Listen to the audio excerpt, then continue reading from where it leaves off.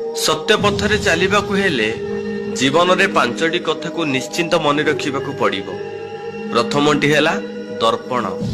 दर्पण केबे मिछ कहिबाकु दिए नहीं। आपण निज आखिरे न देखिबा जाए केबे काहा कथारे विश्वास करिबा उचित नुहे। द्वितीयटी हेला ज्ञान। केबे भयभीत हेबाकु दिए नहीं।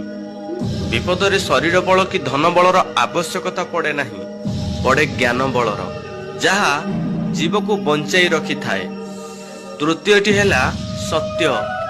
सत्य केबे दुर्बल हेबाकु दिए नहीं। सत पथरे थिबा मनीषटी केबे भी हारि न थाए। चतुर्थटी हेला प्रेम।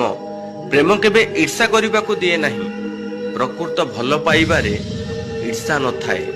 आजिकालिका देहलो भी भल पाइबा कथा कहिले न सरे। तो पंचमटी हेला विश्वास।